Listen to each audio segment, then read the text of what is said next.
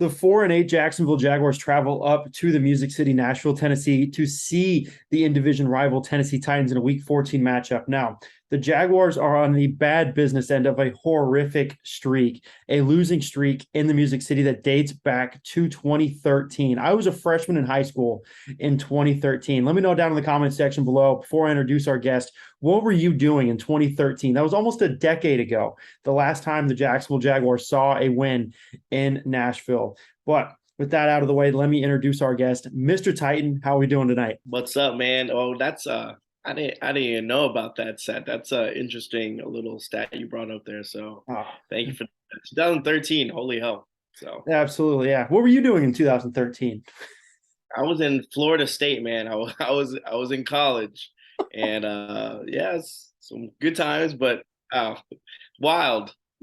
The Jaguars hopefully are going to end this era of horrific losing streaks, but another era ended in Nashville this week, the John Robinson era. They fired their general manager. What would you grade that move as we're about a week removed right now? I think like time will tell, but as of right now, the move looks like it was eventually going to happen. If it wasn't going to be this year, it was going to be next year.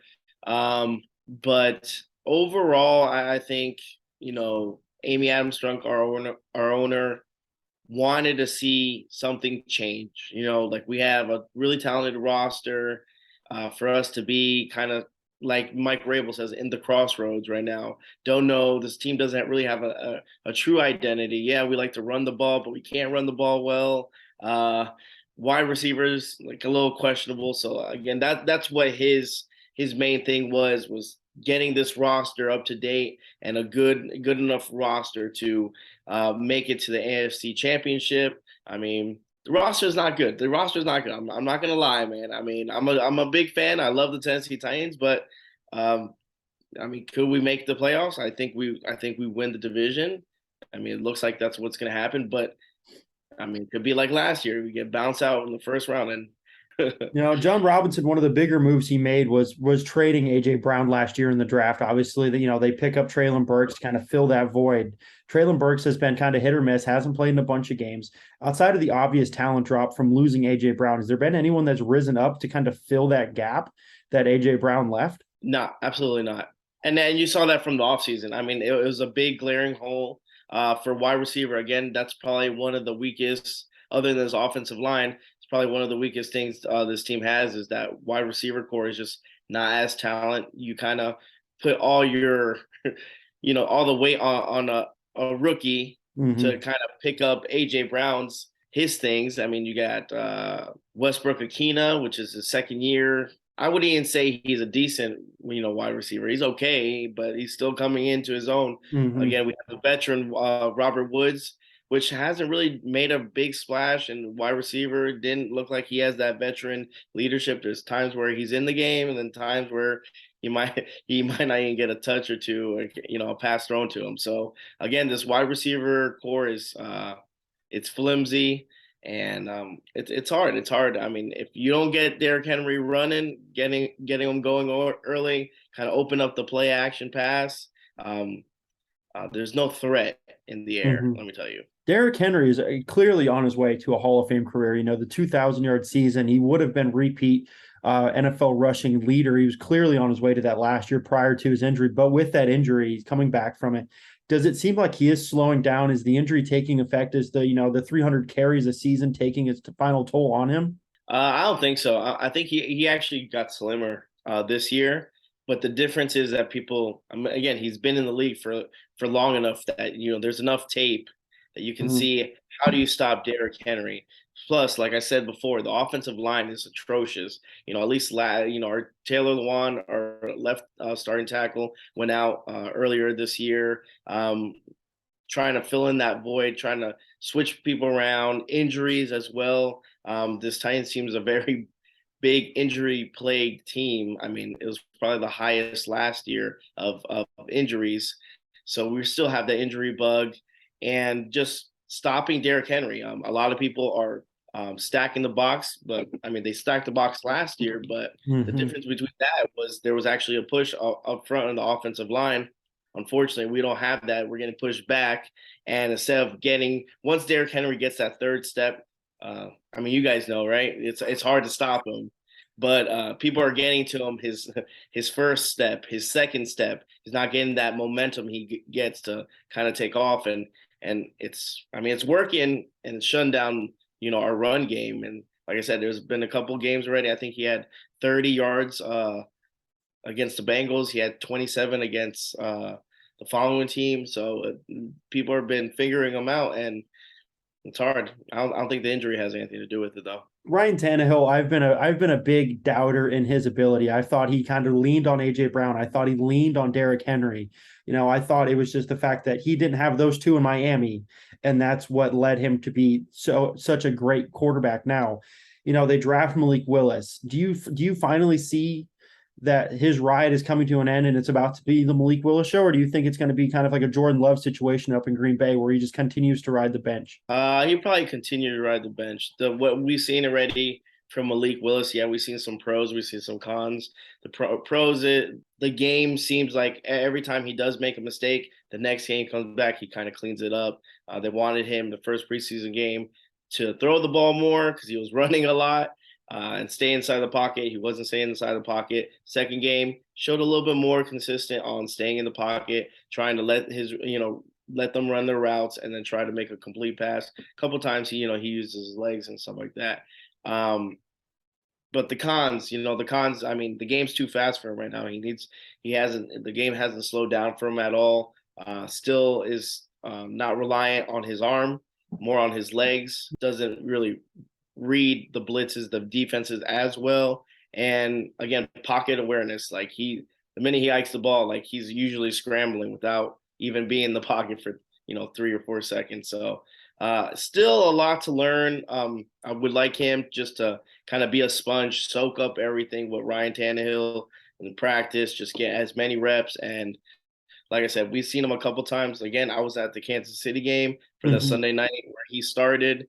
Nowhere close to being a starter at any time soon. So I could see Ryan Tannehill, if he succeeds, gets in the playoffs, depending on how he performs, him still being with the Titans. Gotcha. All right. Now I want to talk about this Titans defense. There's been a lot of years when last year this Titans defense shut the Jaguars out. Trevor Lawrence's rookie season, they shut out the Jaguars in Nashville. Jeffrey Simmons is an absolute force on that Titans defensive line. I don't want to really focus on him. Is there anyone else that the Jaguar fans should be aware of or concerned with that could have a potential game-wrecking day, in that Titans front seven? Well, like I said, the front seven is good when they're healthy. The only problem is that we haven't been healthy. You have Danico Autry hopefully coming back from an injury. Bud Dupree. They put a lot of pressure. Tierra Tart. Those front sevens, man. Those guys. I mean, it helps a lot. We don't really blitz as much just because there's so much push from that defensive front. So if my guess, again, I haven't really looked at the injury report with Danico Autry, but if anything, it would be probably Big Jeff, Danico Autry, and then Bud Dupree, because I mean those guys bring it every time. So it's nice to see. I am terrified of having to look at because Chris Jones absolutely bullied our marquee free agent signing Brandon Sheriff this year. He absolutely just bullied him. And so seeing Jeffrey Simmons, I just see him as a younger Chris Jones, and I am terrified of what might happen with that matchup. Now, I was doing some preliminary search on the Titans, and one thing I saw was that their passing defense isn't, to the level I imagine it to be. Kevin Byard stands out in my head of like one of the best ball hawking safeties in the league, one of the best strong hitting safeties in the league. But outside of him, is there really anyone that is a strong presence in the passing defense? There was Christian Fulton. He might be hurt after AJ Brown trucked him this weekend. It depends because you know what? We have a rookie corner. I'm drawing a blank on Roger McCreary, and unfortunately, the past two games, he's kind of showing his rookie tendencies. Obviously it's a hard position to play, so I'm not knocking him. But in the beginning of the season, like I said, the starting 53-man roster showed up a couple games, really locked down some wide receivers. But like I said, the past two games, especially last game. They kind of picked on him.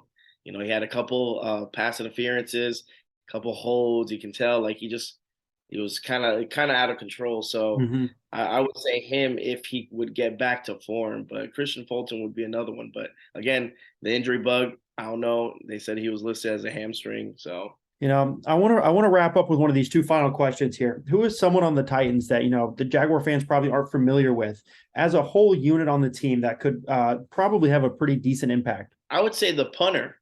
I'm gonna throw you guys off. Good. Ryan Stonehouse Okay. is probably one of the nastiest punters. I mean, it's weird when it comes to Tennessee Titans. I mean, uh, there's been before when again, back in the day, the punter was probably the best player on the team. We had Brett Kern. Hmm. Brett Kern, again, it's going to be a Hall of Famer for the Tennessee Titans. Ridiculous. We got this younger guy. We ended up going with the younger, stronger leg. Ryan Stonehouse, I think he's like 23. But man, this guy has a foot. Let me tell you. So at any time, which will probably happen because the Titans offense has been really, really bad lately, we're gonna punt the ball and you're gonna see you're like, you're gonna remember me. You're gonna be like, damn, he was right. That punter is pretty good. Sad to say, but it's true. And we're going to wrap up with score predictions. What do you think is the final score for Sunday's matchup? Oh God. We're gonna go something ridiculous. So it's gonna be like I'm gonna say 17-14 Titans because unfortunately this year we haven't scored a lot of points. This is the part of the show where I try and explain why the Jaguars are going to win. And at times it's felt like it's a horrible thing just trying to explain how we can beat the Philadelphia Eagles or on any of these other teams that we're going to be facing. But initially in my notes, I had the Titans winning. You've actually talked me out of the Titans winning with how many injuries the Titans have and how lackluster the Titans passing attack has been, when honestly that has been one of the biggest struggles the Jaguars have had. The Colts tore them apart, missing both Michael Pittman and all of their other and Alec Pierce. Both of them were out, and the Colts still tore up the Jaguars defense. So I actually swung it. Jaguars win 23-20. I think Derrick Henry has a huge day. Last week, Jamal Williams, DeAndre Swift absolutely torched this Jaguars front seven. They seem to lost at times. So I think Derrick Henry is going to have a huge day, but I do have the Jaguars winning 23-20. Now, where can Jaguar fans find you if they want to come razz you, anything like that? You can find me on YouTube, Mr. Titan, the Mr. Titan channel, on Instagram, Mr. Titan 5, on Twitter, which is where I'm at most of the time, is Mr. _Titan 5. It's a battle of two teams that just absolutely had their asses handed to them. And it's a battle of two teams that are still fighting for this division. I thought it was absolutely mind-blowing that the Jaguars are still mathematically in it. And with 2 games left to go against the Titans, they could pull off the miracle. I'm not going to say it's going to happen. They still got never know. Any given Sunday, man. Any given Sunday. Oh, yeah. Man. But thank you so much for coming on, man. I'm going to absolutely have all of your links down below in the description. Thank you so much for coming on. Thank you guys so much for watching. Let us know your takes down below in the comment section. Stay safe and go Jaguars. Yeah, I just work here.